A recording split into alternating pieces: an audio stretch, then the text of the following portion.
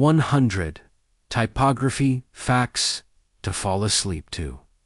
Part 1. The Ancient Origins of Letters. Let's begin our journey through the quiet, beautiful world of typography. Close your eyes if you'd like, and let these stories wash over you like gentle waves. Imagine, for a moment, the very first letter ever carved into stone. Picture ancient hands chiseling marks into rock, creating something that would outlast empires. This is where our story begins, in the caves and on the monuments of our ancestors. Long before we had fonts on our computers, long before printing presses, there were the Romans. They gave us something extraordinary around 100 AD, Roman capitals. Those elegant letters you still see carved into monuments today.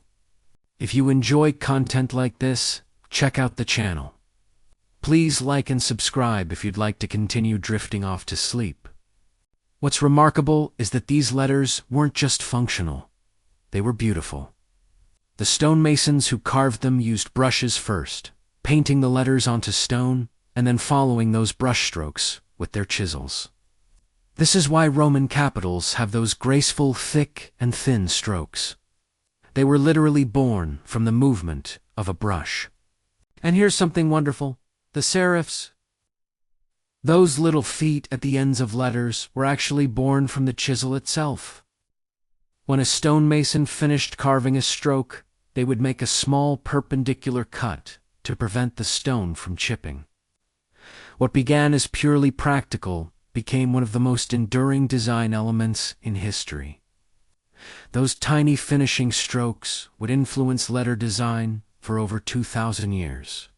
Time passes, as it always does, and we find ourselves in medieval Europe, in hushed monastery scriptoriums, where monks copied texts by candlelight. The lowercase letters we use today, the small letters that make up most of our reading, didn't exist in ancient Rome. They evolved gradually during the medieval period. The monks, writing hour after hour, day after day, began to develop faster, more efficient letterforms. What we call lowercase letters emerged from these handwritten manuscripts, born from tired hands seeking easier ways to write. One monk in particular changed everything. In the court of Charlemagne, around the year 800, a scholar named Alcuin of York standardized a beautiful, clear script called Carolingian minuscule. This script is the direct ancestor of the lowercase letters you're reading right now. Look at the letters A, B, D, G. Their basic forms were settled over 1,200 years ago by scribes working in monastery after monastery, spreading this elegant system across Europe. Centuries drift by like leaves in autumn, and we arrive at a workshop in Mainz, Germany. In the year 1450, a goldsmith named Johannes Gutenberg is working on something that will change the world. He's combining existing technologies in a new way: metal punches, oil-based ink, a modified wine press. Gutenberg's first typeface was designed to mimic the handwriting of monks. He wasn't trying to create something new. He was trying to replicate the manuscripts people already knew and trusted, making books that looked hand-copied but could be produced in multiples. His famous 42-line Bible used a typeface with over 290 different characters, including numerous ligatures letters joined together because that's what handwriting looked like. Gutenberg was so committed to matching manuscript tradition that his printed books were meant to be almost indistinguishable from handwritten ones. Only later would printing develop its own aesthetic, separate from the pen. And here's something lovely. The word italic itself simply means Italian-style letters. These slanted forms were based on the handwriting style fashionable in Italian chanceries, the cursive script of educated Italians. When you italicize a word today, you're echoing the handwriting of Renaissance scholars, their quills moving swiftly across parchment in sun-drenched Venetian rooms. As we reach the end of our first chapter, rest in this thought. Every letter you see, every curve and stroke, carries within it the weight of human hands. The brush of a Roman sign painter, the chisel of a stonemason, the quill of a medieval monk. The vision of Renaissance printers. Typography isn't just about letters. It's about the accumulated touch of countless artisans, each one making small decisions that echo through time. Breathe slowly. Let these stories settle. We have so many more to discover together. Part 2. The Evolution of Form and Function. As we move deeper into our journey, let's visit France in the 1500s, where another revolution was quietly unfolding. A brilliant punch cutter named Claude Garamond was working in Paris, and his letters would become so influential that 500 years later, we still use typefaces based on his designs. Garamond was one of the first independent type designers, someone who made typefaces as a profession rather than as part of printing. Before him, printers typically cut their own type. But Garamond created something new, a separation between designing letters and printing with them. He was an artist of letterforms, and his work possessed an effortless elegance, a kind of organic grace that came from his deep understanding of both the pen and the chisel. What makes his letters so timeless? Garamond's letters have something called old-style proportions, where the stress, the thick-to-thin transition, sits at an angle, mimicking the natural tilt of a broad-nibbed pen held in a human hand. When you look at a letter, like the lowercase o in Garamond, you can still see the echo of someone writing with a pen, even though these letters were cast in metal. There's something deeply human in that diagonal stress, something that speaks to our hands and eyes in a primal way.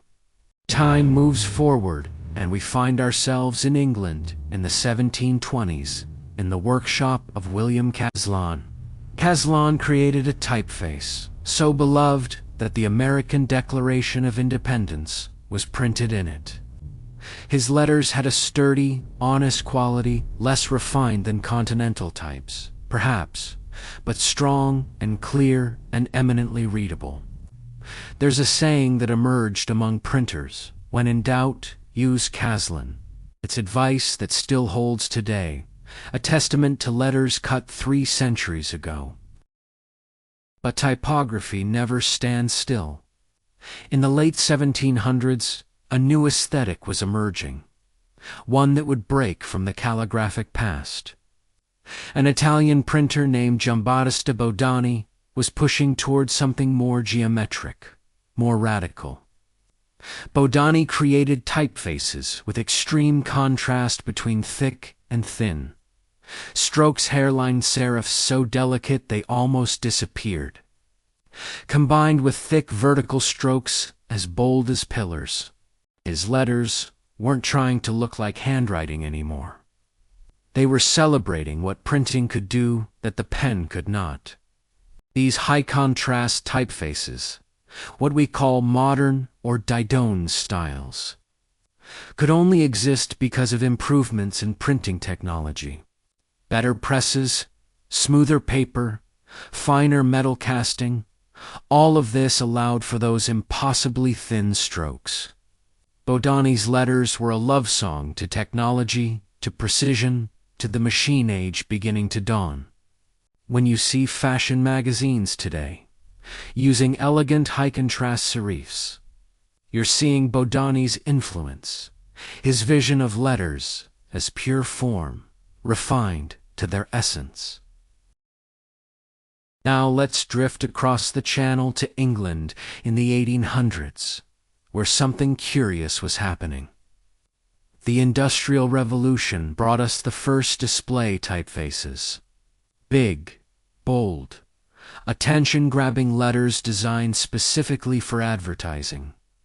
Before this, type had been primarily for books, for reading. But suddenly there were posters to print, handbills to distribute, shop signs to create. Typography needed to shout, not whisper. One invention from this era changed everything: the sans-serif letter form. Letters without those little feet we've been talking about. The first sans-serif typeface appeared around 1816, and people found it shocking. They called it grotesque, literally. That was the name given to these letters. Without serifs, letters looked naked, unfinished, almost offensive to eyes trained on thousands of years of serif texts. And yet, these strange new letters had a bold clarity that was perfect for the modern age. The word font itself comes from the French word fondre, meaning to melt or to cast, referring to the process of casting metal type. When printers spoke of a font, they meant a complete set of metal letters in one size and style, all the A's, B's, C's, and so on, cast in molten metal and ready to be arranged into words. Each size required a different font. 12-point was one font, 14-point another. The metal needed to be melted, poured into molds, cooled, and trimmed. Every letter you read was once liquid metal, transformed into solid form. Picture those old print shops, the smell of ink and metal, the weight of lead type in compositors' hands, the soft clicking sound as letters were placed one by one into composing sticks. Each word was built backward, letter by letter, a meditation in reverse. Printing was slow, tactile, physical. Every page was an act of patience. And here's something to rest with. A single typesetter in the 1800s might place 1,000 to 2,000 pieces of type in an hour, each one selected by hand from a type case, each one placed with care. To print a book was to touch every single letter in it, multiple times. The physical intimacy between printer and text is something we've almost entirely lost, and yet it shaped the way letters look, the way they feel. Every curve was designed to be comfortable in the hand, as well as pleasing to the eye. Let yourself relax into these images. The workshop's growing quiet as evening falls. The printer's hands, stained with ink, carefully placing type back in its case. The satisfaction of a day's work, pages printed, words made permanent. We'll continue our journey in just a moment, but for now, simply breathe and feel the weight of history in something as simple as the letters that form these words. Part 3. Modern Movements and Timeless Design. Now, we arrive at the turn of the 20th century, and something wonderful is stirring in the world of letters. In England, a man named William Morris is looking at the typefaces of his time and finding them cold, lifeless, detached from human touch. Morris was a poet, a craftsman, a dreamer who believed in beauty as a necessity, not a luxury. In 1890, Morris founded the Kelmscott Press and created the Golden Type, part of a movement to return to the craftsmanship of the past. His letters were inspired by those Renaissance typefaces we met earlier, by Jensen and the Venetian printers. But Morris wasn't simply copying. He was reimagining what a book could be, a work of art where every element, from the typeface to the margins to the illustrations, existed in harmony. The arts and crafts movement he helped lead would influence designers for generations to come. While Morris looked backward to move forward, others were dreaming of entirely new forms. In Germany, at a school called the Bauhaus, teachers and students were asking radical questions. What should letters look like in the modern age? What if we stripped away everything historical, everything ornamental, and kept only what was essential? A Bauhaus teacher named Herbert Bayer designed a typeface called Universal in 1925 that had no capital letters at all. Think about that for a moment. No uppercase, no capitals. Bayer believed capitals were redundant, a holdover from the past. Why have two versions of every letter when one would do? His typeface was built from simple geometric shapes, circles, straight lines, angles. It looked like the future, or at least what people in 1925 imagined the future would look like. Around the same time, a Swiss designer named Max Mettinger created Helvetica in 1957, a typeface that would become perhaps the most ubiquitous font in the world. Look around you tomorrow. You'll see Helvetica on street signs, in subway systems, on corporate logos, in tax forms. It's everywhere, invisible in its familiarity. Helvetica was designed to be neutral, clear, objective. Its letters don't draw attention to themselves. They simply deliver information cleanly and efficiently, like a glass of perfectly clear water. The name Helvetica literally means Swiss in Latin. And the typeface embodies Swiss design philosophy: order, clarity, rationalism. Nothing extra, nothing unnecessary. In the decades after its creation, Helvetica became synonymous with corporate modernism, with international style, with a certain vision of progress and professionalism. Some designers love it for its clarity. Others feel it's been overused, that its neutrality has become bland.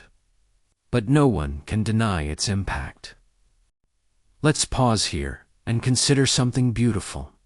The space between letters, called kerning, is as important as the letters themselves. Too much space and words fall apart, becoming collections of separate symbols. Too little space and letters crash into each other, becoming hard to read. The white space, the negative space, the breathing room. This is where much of the art of typography lives. Some letter combinations, like A and V, need special attention. Their shapes create awkward gaps unless adjusted. This delicate spacing, this calibration of emptiness, is something great type designers spend years mastering. Moving into the mid-20th century, we encounter a wonderful oddity: Courier. That typewriter-style monospaced font, where every letter takes up exactly the same width. The letter I occupies the same horizontal space as the letter M. Why? Because typewriters were mechanical. Each key struck the paper and advanced the carriage by exactly 1 unit. There was no possibility for variable spacing. And so typeface designers created letters that could live within this constraint, making skinny letters wider and wide letters narrower, so they could all fit the same size box. Even though personal computers made monospaced fonts technically unnecessary, Courier persists, especially in screenwriting and coding. Screenwriters use it because it creates a reliable relationship between page count and screen time. 1 page equals roughly 1 minute of film. Programmers use monospaced fonts because they make code easier to read, with characters aligning in clean columns. A limitation of the typewriter became an aesthetic choice, a design that people actively prefer for certain tasks. Here's something that might surprise you. The lowercase letter g has two common forms. There's the simple, single-story G you often see in sans-serif fonts, looking almost like a circle with a tail. And there's the double-story G, with its elegant loop and ear, the kind you're reading right now in most serif fonts. That double-story G is remarkably complex, one of the most intricate letters in the alphabet. Some type designers say it's the hardest letter to draw. Well, its curves and counters, its balance and rhythm.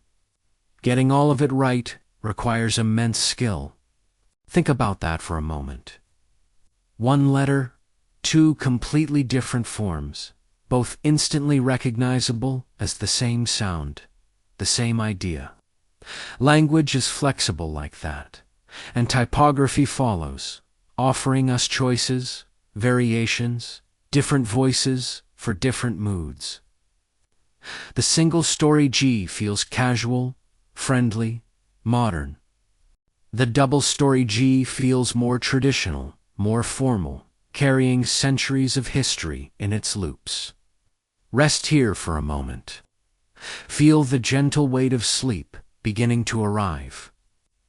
Letters surround us always, patient and quiet, waiting to be read, carrying meaning across time and space. Let them drift through your thoughts like clouds across a soft sky. Part 4. The Digital Dawn.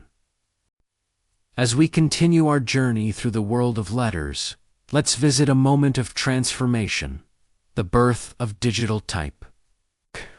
In the 1980s, everything changed.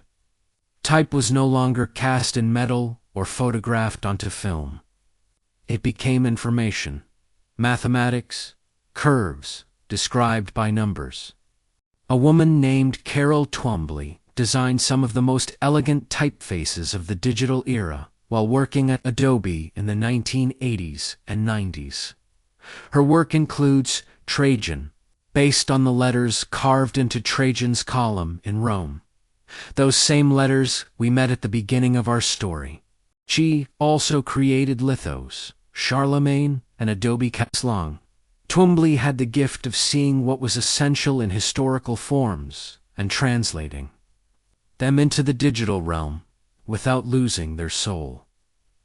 Her letters feel both ancient and contemporary, timeless in the best possible way. Around the same time, desktop publishing was born when Apple introduced the Macintosh in 1984, along with the LaserWriter printer. For the first time, ordinary people could design and print documents that looked professionally typeset. Before this, typography was the domain of specialists, people who had spent years learning their craft. Suddenly, anyone with a computer could choose fonts, adjust spacing, create layouts. It was democratizing and revolutionary, though many professional typographers worried that it would lead to bad design everywhere. They were partly right, but they were also witnessing an inevitable change, like the tide coming in. The earliest digital fonts were bitmaps, made of tiny squares like mosaic tiles. At small sizes, they looked acceptable, but enlarge them and the jagged edges became painfully obvious. Then came a beautiful solution: outline fonts, where each letter was defined by mathematical curves called Bezier curves. These curves could scale infinitely without losing quality.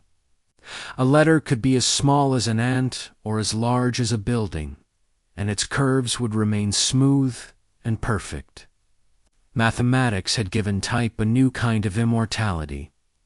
Here's something lovely to contemplate: the humble ampersand symbol. That elegant character we use for Anne is actually a ligature, two letters joined together. If you look closely at a well-designed ampersand, you can still see the ghost of the letters E and T, from the Latin word et, meaning and e. Over centuries, Scribes write and quickly join these letters together. And gradually, the combination evolved into its own distinct character. The ampersand carries within it the memory of countless hands moving quickly across parchment, efficiency becoming beauty. In traditional typography, there are different types of numbers, and most people never notice. Some numbers, called old-style figures, have ascenders and descenders, like lowercase letters. The numbers 3, 4, 5, 7, and 9 dip below or rise above the baseline, creating a gentle rhythm when set in text. These feel warm, classical, literary. Then there are lining figures, where all numbers stand at the same height, like soldiers in formation.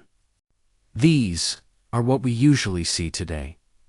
They're better for tables and columns, for situations where numbers need to align. But old-style figures, when used in running text, feel more natural, less intrusive. They nestle into sentences like they belong there. Moving forward in time, we arrive at an interesting moment in the 1990s. Matthew Carter designed Georgia and Verdana specifically for reading on computer screens. These weren't adaptations of existing typefaces. They were born digital, designed from the beginning for the particular challenges of screen display. Carter made the letterforms slightly wider, increased the X height, the height of lowercase letters, and opened up the counters, those enclosed spaces, inside letters like O and E. The result was typefaces that remained clear even at small sizes on lower resolution screens. Georgia brought sophistication to web typography. Verdana brought clarity. Both are still widely used today, quiet workhorses of the digital age.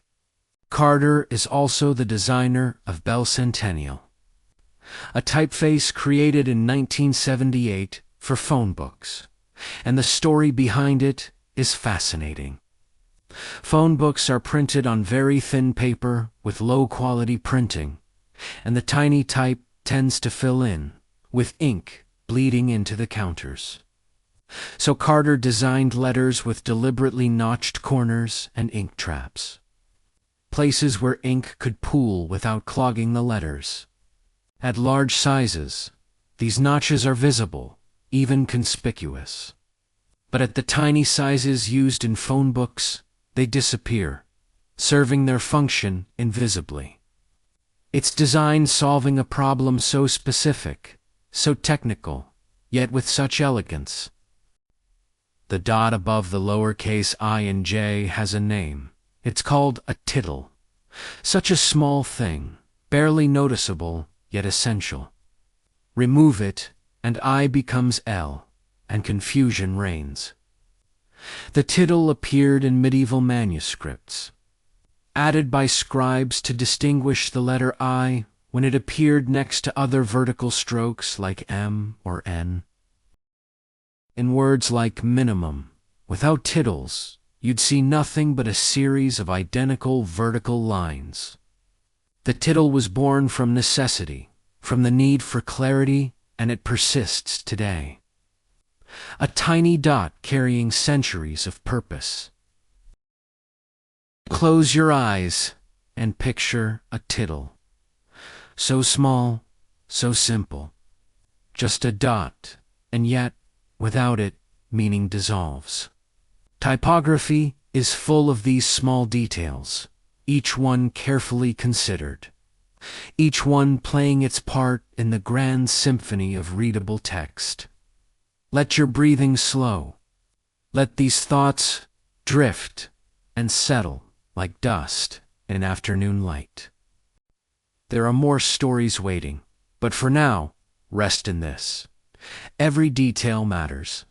Every curve and space and tiny exists for a reason.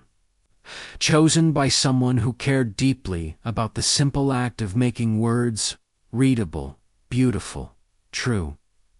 Part 5. The Invisible Architecture of Words. We've traveled through so much history together, and now we arrive at the subtle things, the invisible architecture that holds typography together.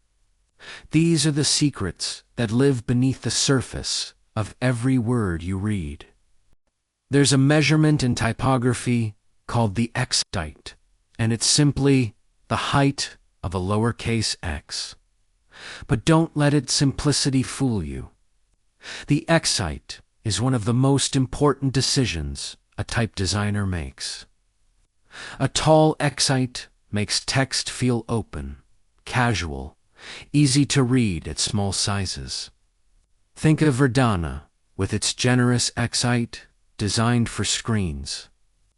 A short x-height creates elegance, formality, a sense of refinement.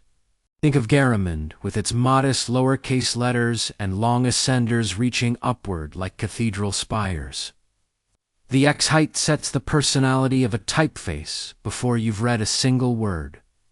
Let's talk about width for a moment. Typography has what we call condensed and extended versions of typefaces. A condensed font is squeezed horizontally, making letters narrower.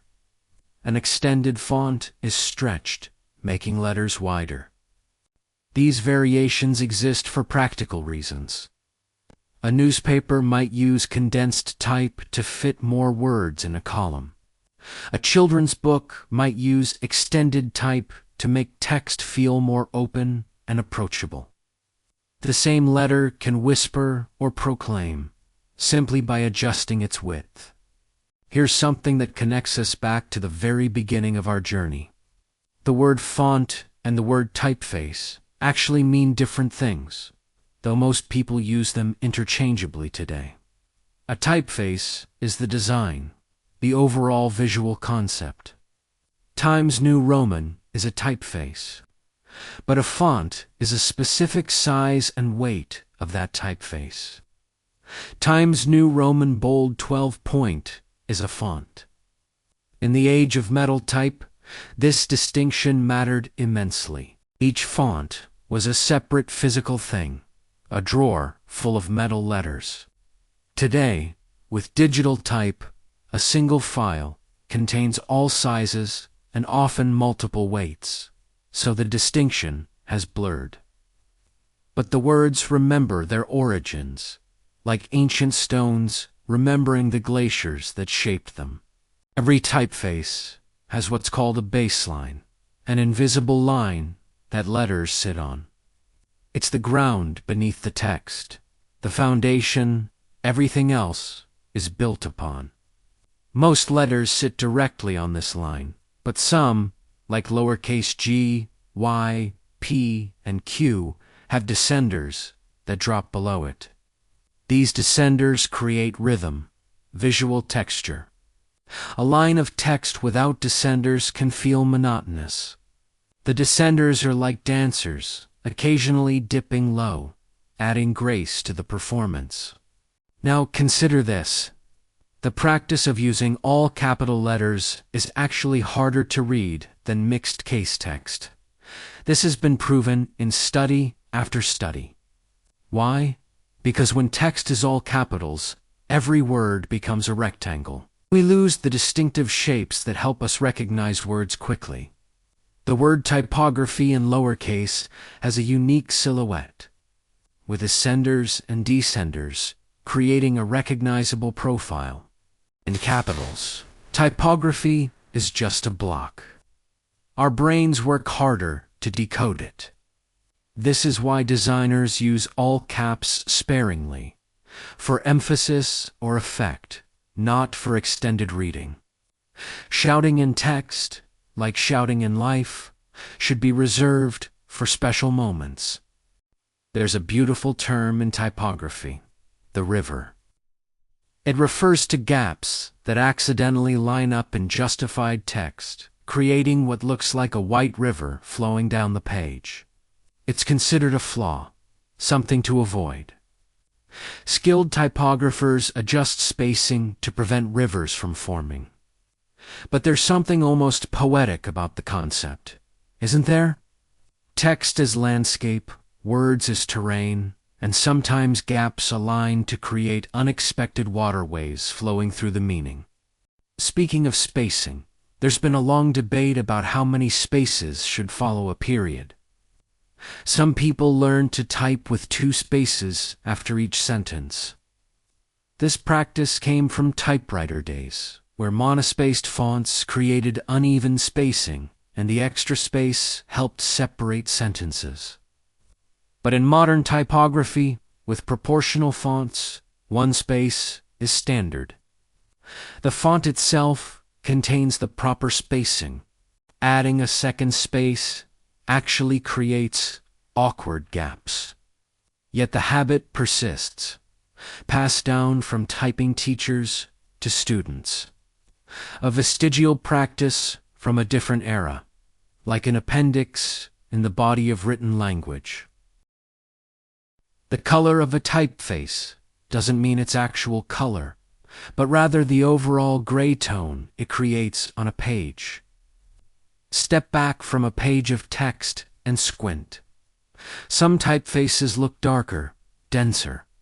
Others look lighter, more open. This is typographic color. A heavy font with thick strokes creates dark color. A delicate font with thin strokes creates light color.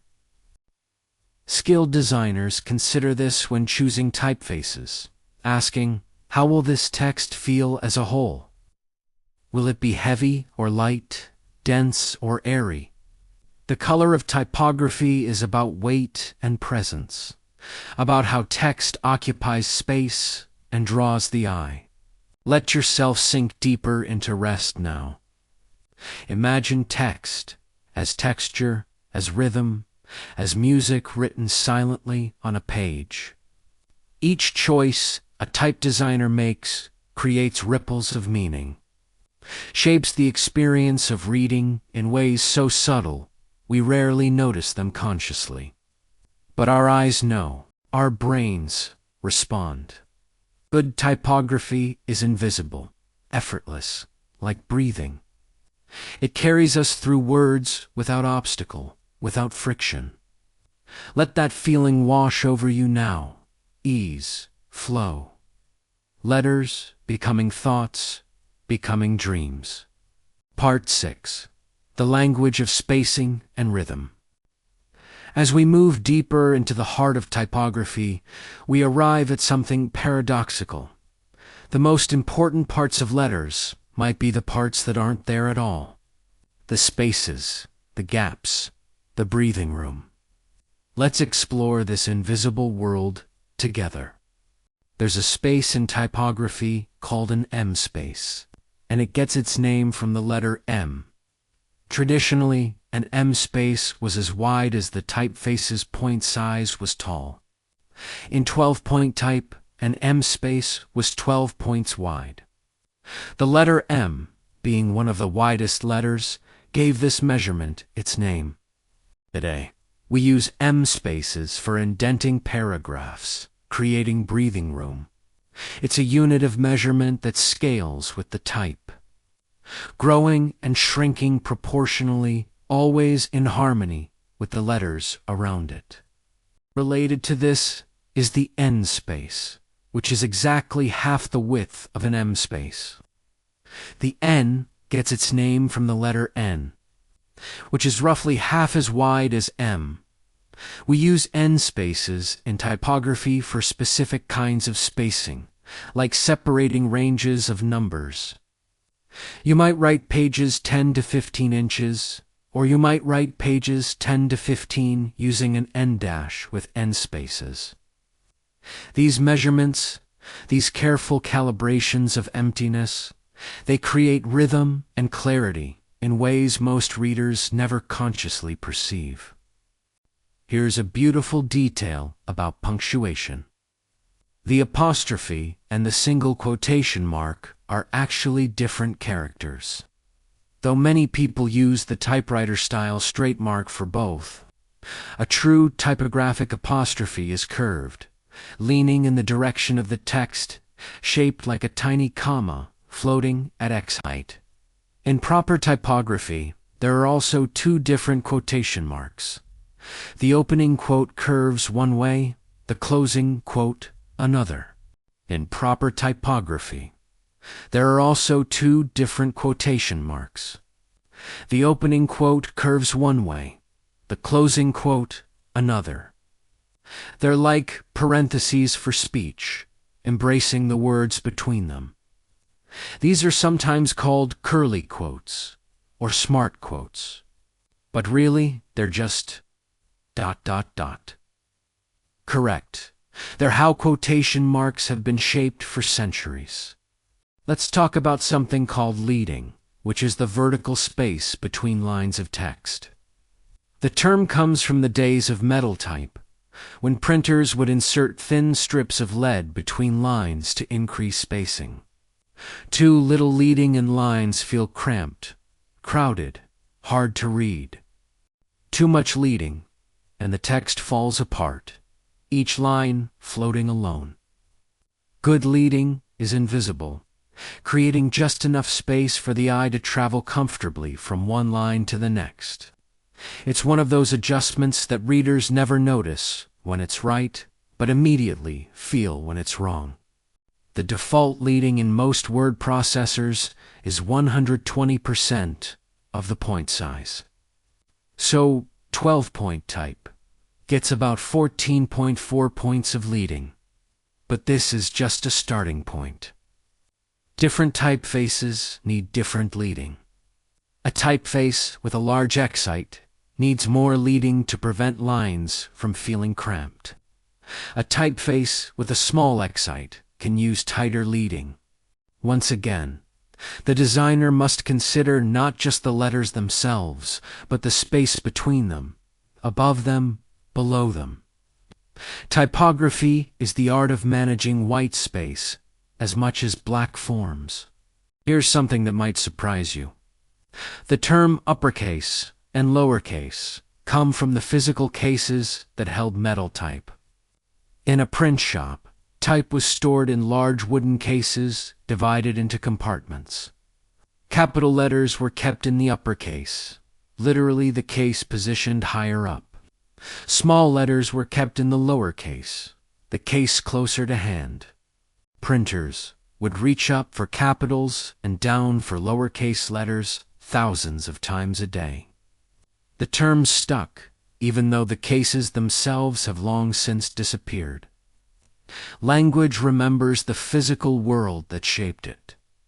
There's a special kind of spacing called tracking, which adjusts the spacing of all letters in a word or passage uniformly. It's different from kerning, which adjusts space between specific pairs. Tracking opens up or tightens an entire text. Loose tracking creates an airy, luxurious feel, often used in Hind design. Tight tracking creates density, intensity, sometimes used for dramatic effect. But be careful. Too much tracking in either direction destroys readability. Letters need to be close enough to feel like words, but far enough apart to remain distinct. It's a delicate balance, like so many things in typography. Now, consider ligatures again. Those joined letters we met earlier with the ampersand. Common ligatures include phi, FL, FF, FF, FI, and FF. Why do these exist? Look at the letter F in many typefaces. It has what's called a terminal or crossbar that extends to the right. When F sits next to I, that crossbar can crash into the tittle, creating an awkward collision. The ligature phi solves this by joining the letters smoothly, letting them share space without conflict. It's a small accommodation, but it matters. These ligatures make text flow more smoothly, eliminating tiny visual hiccups that would otherwise slow the eye. The hash symbol, which we now call a hashtag, was originally called an octothorpe. The name is delightfully strange, possibly invented by engineers at Bell Labs in the 1960s, though its exact origin is disputed. Octo 4, its 8 points, and Thorpe, possibly named after someone, though who exactly has been lost to time. From octothorpe to £, to hash to hashtag. This humble symbol has worn many names, adapted to many purposes. It's a reminder that typography is alive, evolving, responding to how we use language and technology. Feel yourself drifting now, like a leaf on a slow river. All these spaces, all these careful measurements, they exist to serve you, the reader. They guide your eye without you knowing it. They make meaning flow smoothly from page to mind. Every gap is intentional. Every bit of white space is designed. And you, relaxing into sleep, are held by this invisible architecture, supported by centuries of careful thought about the simple, profound act of reading. Let go now. Let the rhythm of these words carry you deeper into rest. Part 7. The Poetry of Imperfection. Now, we enter a quieter chapter of our story, one about the beauty of imperfection, about how flaws become features and how the human touch persists even in our digital age. In the early days of printing, no two letters were exactly identical. Even though type was cast from the same mold, slight variations occurred. The metal would wear down with use. Ink would pool differently on each impression. Paper was irregular, absorbing ink unevenly. Every printed page was unique, bearing the marks of its making. Today, digital type is mathematically perfect. Every letter identical to every other. Some designers miss that organic variation, that sense of the handmade. And so they've created something called distressed or weathered fonts that deliberately introduce irregularity back into type. The font Comic Sans, perhaps the most controversial typeface in the world, was created by Vincent Connor in 1994. He designed it in a hurry for Microsoft.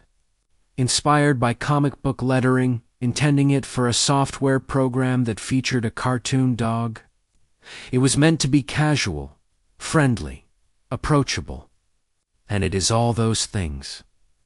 But Comic Sans became wildly overused, appearing in places where its casual nature felt inappropriate. Medical offices, legal documents, gravestones. Designers developed an almost visceral hatred for it. Yet here's the truth. Comic Sans is actually quite readable, especially for people with dyslexia, because its letters are very distinct from one another. The font itself isn't bad. It's just been used badly, in the wrong contexts. There's a lesson in that, about tools and their application. Let's talk about something called typographic widows and orphans, which are lines of text that appear alone, separated from their paragraph. A widow is a single line at the top of a page or column, separated from the rest of its paragraph. An orphan is a single word or very short line at the end of a paragraph. These are considered poor typography because they create awkward white space and interrupt reading flow. Skilled typographers adjust spacing, line breaks, and sometimes even rewording to eliminate widows and orphans. It's painstaking work, this business of making text look effortless. The question mark has a fascinating history. In Latin, scribes would write quaestio, meaning question, at the end of interrogative sentences. Over time, this was abbreviated to eventually. These letters were stacked vertically and stylized. With the Q over the Q became a curved line, and the O became a dot. And there you have it, our modern question mark, carrying within its curves the ghost of an ancient Latin word. Every punctuation mark has a story like this, evolving from practical necessity into the symbols we use without thinking. Here's something beautiful. The interrobang is a punctuation mark that combines a question mark and an exclamation point. Kate looks like this. It's created in 1962 by Martin Spector, an advertising executive. It was meant to express excited inquiry, that feeling when something is both surprising and questionable at once. You did what? The interrobang never quite caught on, remaining a typographic curiosity, but there's something delightful about it. Someone cared enough about a specific shade of meaning to invent an entirely new mark for it. That's the kind of attention to nuance that typography celebrates. Different languages have different quotation marks. In English, we use double quotes or single quotes. But in French, they use guillemets, like this. In German, quotation marks sit low, like this. In Japanese, they use corner brackets, like this. Each culture has developed its own conventions for setting off speech, for creating visual pauses, for organizing meaning on the page. Typography adapts to language, to culture, to context. It's not universal, but particular, shaped by the needs and aesthetics of each writing tradition. Let's consider something called type color harmony, which is about making sure all the typefaces on a page work together visually. If you use a heavy, dark sans-serif for headlines and a delicate light serif for body text, they might clash, creating visual tension. Designers often choose typefaces with similar proportions, similar stroke weights, similar personalities, or they deliberately contrast them for effect, pairing something very heavy with something very light. Either way, the choice is intentional, considered. Every typeface on a page is in conversation with every other typeface, and the designer is conducting that conversation. There's a typeface called Papyrus, created by Chris Costello in 1982. That was designed to evoke ancient writing on papyrus, or parchment. It has an irregular, hand-drawn quality, with rough edges and organic forms. Like Comic Sans, it became overused, appearing on coffee shop signs and spa advertisements everywhere. It became almost a joke in design circles. And yet, when used appropriately, in the right context, papyrus can be quite effective. The problem isn't the typeface itself, but the way it's been used thoughtlessly, applied without considering whether its voice matches the message. Some of the most beautiful typefaces are called display fonts, meant to be used large, for headlines and posters, not for body text. These fonts can be elaborate, decorative, highly stylized. They can break rules that would make body text unreadable.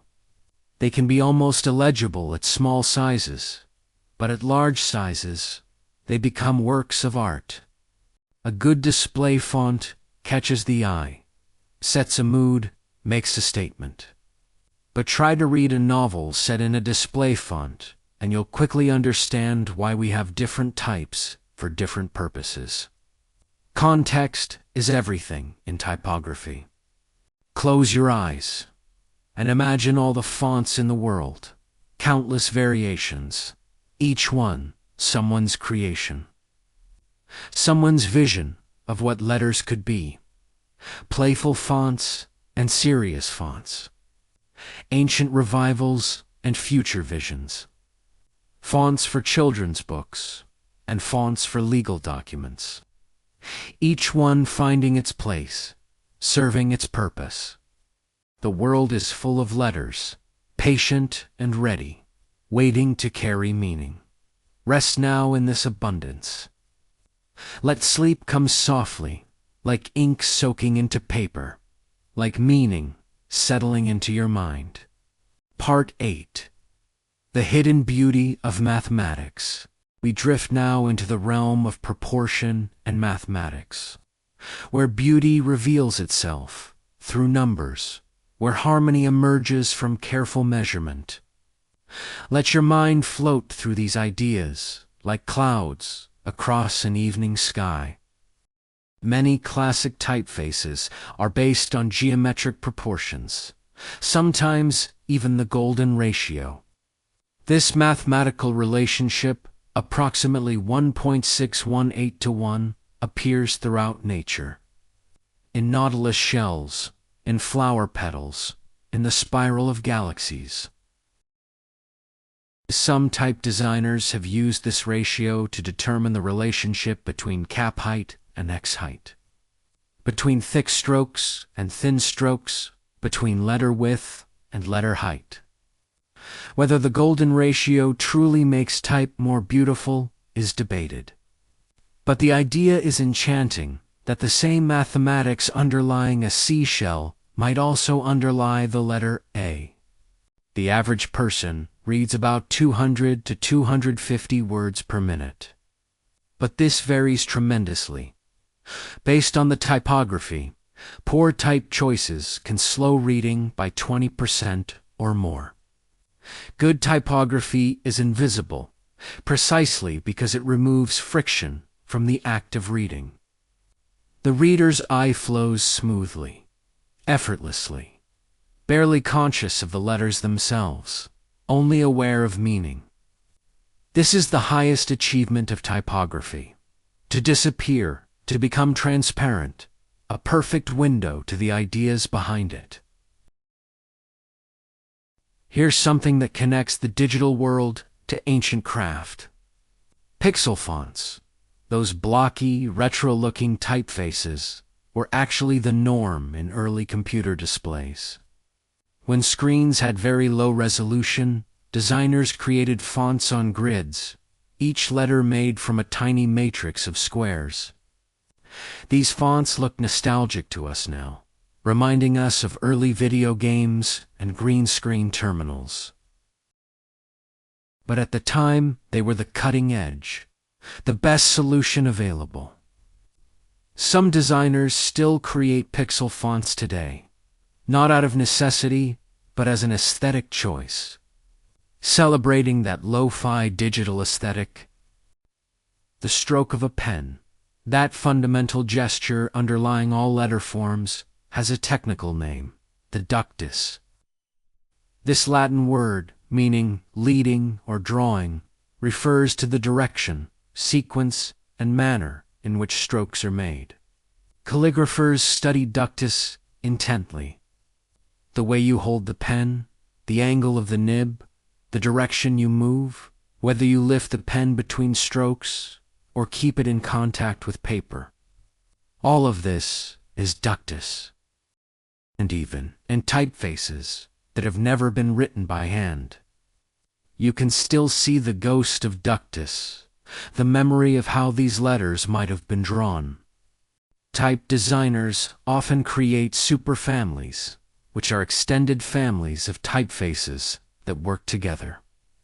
A superfamily might include serif and sans-serif versions, condensed and extended widths, multiple weights from hairline thin to ultra black. The typeface thesis, for example, has serif, sans-serif, and mixed versions, all designed to harmonize with each other. The typeface thesis, for example, has serif, sans-serif, and mixed versions, all designed to harmonize with each other. This gives designers incredible flexibility while maintaining visual consistency. It's like having a wardrobe where every piece coordinates, where you can dress up or dress down, but always look cohesive. Let's talk about something called optical sizing, a feature of some digital typefaces where the design actually changes depending on the size at which it's used. At small sizes, letters might have slightly thicker strokes, more open counters, and less fine detail. At large sizes, the same typeface might have more delicate features, subtle details that would disappear at small sizes. This mimics what skilled typographers did in the metal type era, where different sizes were cut separately, each optimized for its intended use. Modern variable fonts can make these adjustments automatically, shifting smoothly from one optical size to another. The oldest known printing types were made in Korea, actually predating Gutenberg by about 200 years. Korean printers were casting bronze type in the early 1200s, using it to print Buddhist texts and other documents. This technology didn't spread widely beyond Korea at the time, perhaps because of the complexity of the Korean and Chinese writing systems, which required thousands of characters rather than a few dozen letters. Gutenberg's contribution wasn't inventing movable type but creating a practical system for alphabetic languages that could be mass-produced and widely adopted. Here's a lovely detail. Many serif typefaces have something called bracketed serifs, where the serif connects to the main stroke with a gentle curve rather than a sharp angle. This bracketing softens the connection, making it feel organic rather than mechanical. Look closely at the letter T in many serif fonts. See how the serif doesn't just stick straight out, but curves gently into the vertical stroke. That curve was inspired by the way ink flows when writing with a pen, pooling slightly where strokes meet. Even in digital type, we preserve these traces of handwriting, these echoes of ink on paper. The term leading edge in typography refers to the left edge of text in left-to-right writing systems, while the trailing edge is the right side. But here's what matters. The leading edge is where the I begins each line. Make it irregular, ragged, hard to find, and reading becomes exhausting. This is why justified text, where both edges are straight, can sometimes be easier to read than ragged right text. The eye knows exactly where to go for each new line. But justified text has its own problems, creating those rivers we talked about earlier. Once again, typography is about choosing the right compromise, the best solution for the specific context. Numbers and proportions, curves and angles, all dancing together to create something that feels natural, effortless, right. You don't need to understand the mathematics to feel their effect. The golden ratio works on you whether you know it's there or not. Good spacing guides your eye without announcing itself. Typography is full of these hidden structures, these invisible frameworks that support meaning. Rest in that thought. Let the geometry of beauty hold you. Sleep comes in ratios too, in the proportion of breath to heartbeat, in the rhythm of delta waves washing through your mind. Part 9. The Quiet Revolution of Digital Letters. Now we arrive at the present moment, at the quiet revolution happening all around us, where type has become fluid, responsive, endlessly adaptable. Let these final stories wash over you like waves reaching shore at twilight. Variable fonts, introduced in 2016, are a revolutionary technology that allows a single font file to contain infinite variations. Imagine sliding a control smoothly from light to bold, watching the letters thicken gradually before your eyes, or adjusting width continuously from condensed to extended. Variable fonts contain multiple axes of change, all in one file. What once required dozens of separate font files can now be contained in one, with smooth interpolation between any 2 points. It's like having every possible variation of a typeface at your fingertips, responding fluidly to your needs. Web fonts changed everything about how we experience typography online. Before web fonts, designers could only use a handful of web-safe fonts that were likely to be installed on users' computers. Arial Times, New Roman, Georgia, a few others. Every website looked typographically similar. Then, in 2010, web fonts became practical, and suddenly designers could use any typeface they wanted. The web became visually richer, more diverse, more expressive. Each website could have its own voice, its own personality, communicated partly through its choice of type.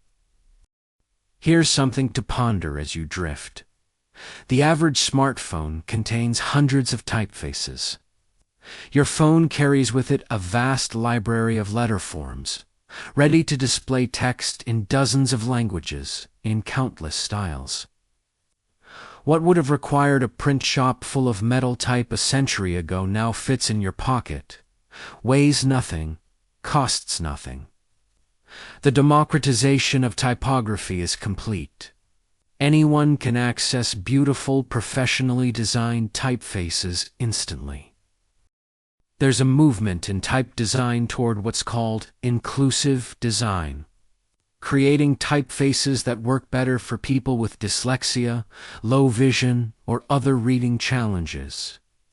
These fonts might have more distinct letter forms, with A and G and B each clearly different. They might have heavier weights for easier visibility. They might have more open counters and more generous spacing. The Atkinson hyperlegible font, created by the Braille Institute, is specifically designed to increase legibility for readers with low vision. Typography is becoming more thoughtful about serving all readers, not just average ones. Let's talk about emoji for a moment. Emoji are actually a kind of typography, each one a character in a font, with different platforms rendering them in different styles. The same emoji code might appear round and cute on an iPhone, more angular on Android, more realistic on Samsung. These are design choices, different interpretations of the same underlying symbol. Emoji represent a fascinating evolution of written language, adding emotional context and visual richness that pure text sometimes lacks. They're hieroglyphics for the digital age, universal symbols that transcend language barriers. The practice of typography is increasingly automated, with algorithms making spacing and layout decisions that humans once labored over. Justified text can be set automatically, with the computer calculating optimal word, spacing, and hyphenation. Kerning can be done by algorithms that analyze letter shapes. Some might mourn this loss of human judgment, but automation also means that good typography becomes accessible to everyone, not just trained professionals. The tools improve, the baseline raises, and more people can create readable, beautiful text. Here's a gentle thought. The line length you're reading right now, the measure of how many characters appear on each line, affects comprehension. Research suggests that lines between 45 and 75 characters are optimal for reading. Too short, and the eye has to jump to a new line constantly. Too long, and it's easy to lose your place or skip to the wrong line. This is why newspapers have narrow columns. This is why books have margins. Everything about the reading experience has been considered, measured, tested. You're being cared for by these choices, held in a framework designed for your comfort. Some typefaces are designed specifically for road signs, like Highway Gothic in the United States or Transport in the United Kingdom. These fonts must be readable at high speeds, in poor weather, from various angles, at different times of day. They need to be clear and unambiguous, because misreading a sign could be dangerous. The letters are typically wider than normal, with generous spacing, making them easy to parse quickly. These utilitarian typefaces save lives quietly, doing their work without fanfare. Readable in the brief moment a driver's eyes leave the road. The future of typography might involve type that responds to context, changing based on time of day, user preference, or reading conditions. Imagine a typeface that gradually becomes heavier as ambient light decreases, maintaining readability in dimming conditions. Or text that adjusts its spacing based on how quickly you're scrolling.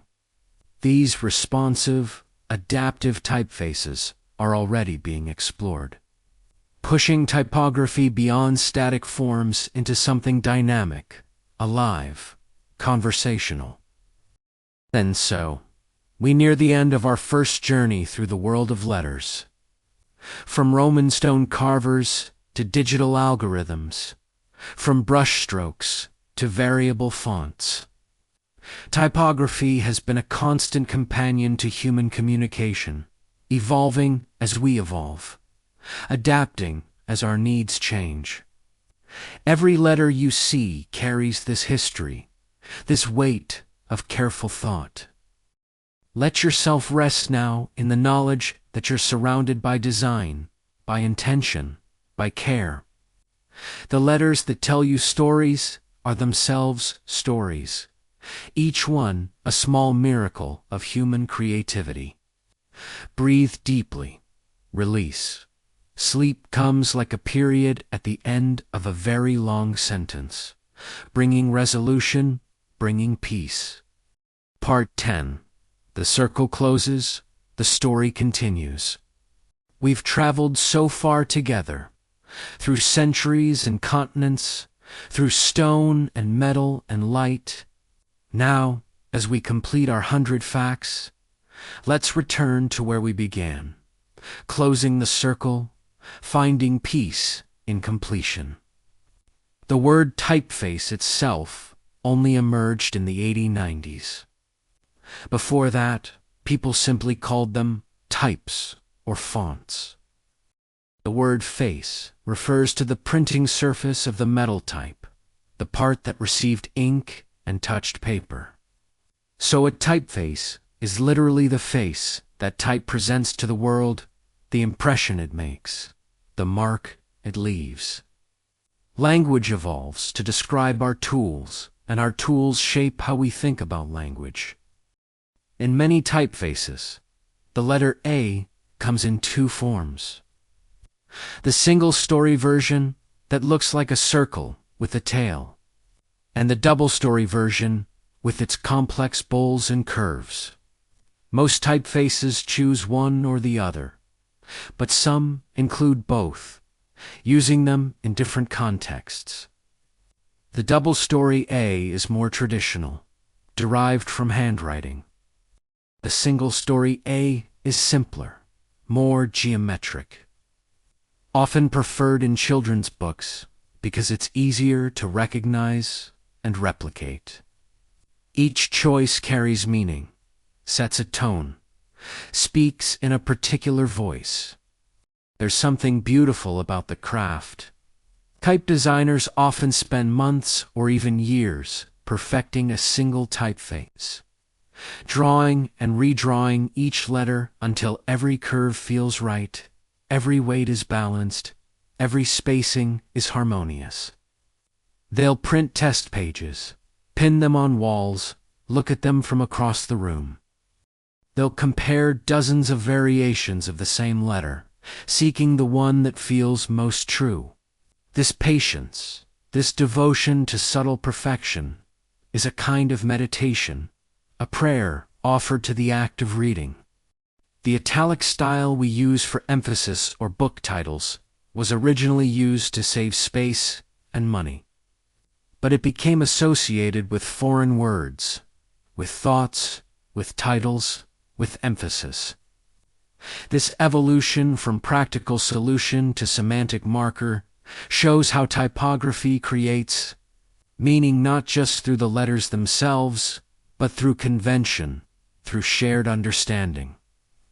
We've collectively agreed that slanted letters mean certain things, and that agreement has power.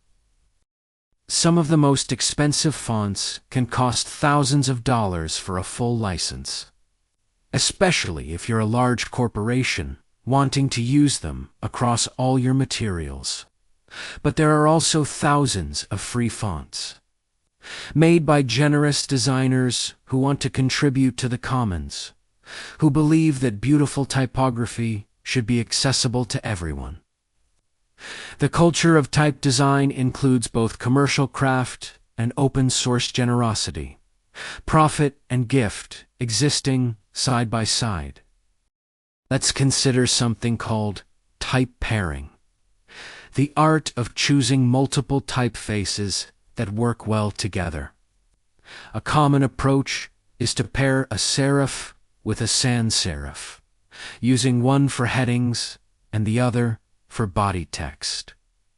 But the pairing must be thoughtful. Two typefaces that are too similar create confusion, offering variety without contrast. Two that are too different create discord, clashing rather than harmonizing.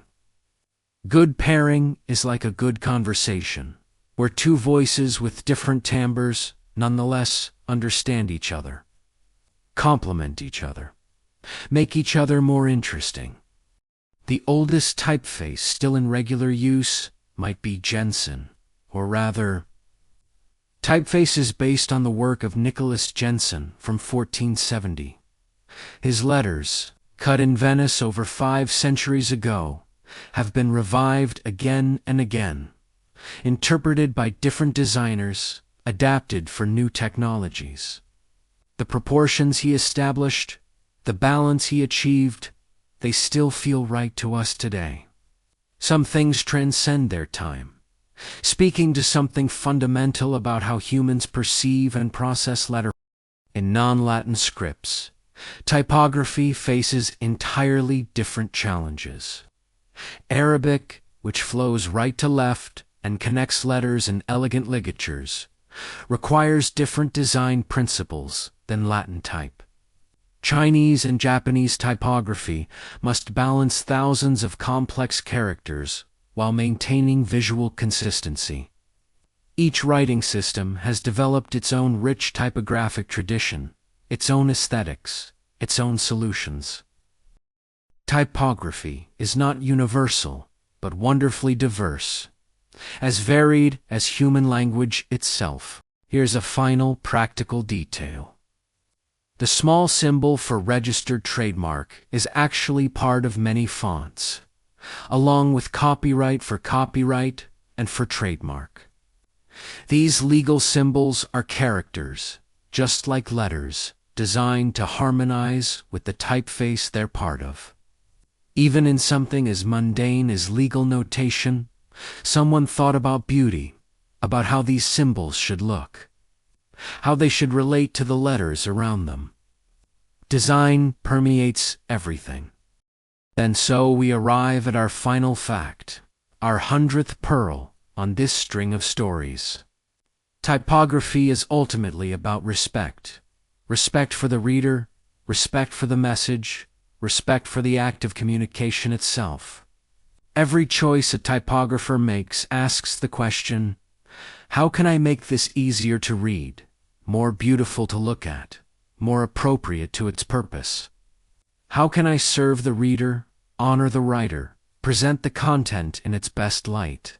Typography is service, craft, and art intertwined. Close your eyes now. Let all these facts settle like sediment in still water. You've traveled through time, through techniques, through the accumulated wisdom of centuries of people who cared deeply about making words readable, beautiful, true. Every book you'll ever read, every sign you'll ever see, every screen you'll ever look at carries this legacy.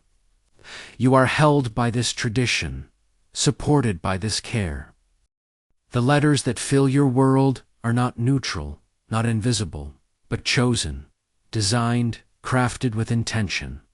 And now you know their stories. Now you've heard the whispers of stonecutters and printers, of punch cutters and designers, all of them asking the same question across the centuries. How can we make meaning visible? How can we turn thought into form? Rest now in this knowledge. Let sleep come softly, gently, like ink fading on old paper, like letters dissolving into dreams. Typography surrounds you, holds you, carries you forward into rest. The story is complete. The circle closes, and in closing, it opens again, endlessly, like the eternal return of the alphabet. A to Z, and back to A again. Always beginning, always continuing, always inviting us to read, to see, to understand. Sleep well. Dream in letters. Wake to a world made readable by centuries of careful hands and thoughtful minds. The typography will be there, patient as always, waiting to serve you, to guide your eye, to carry meaning from mind to mind across the silent bridge of the written word. Good night.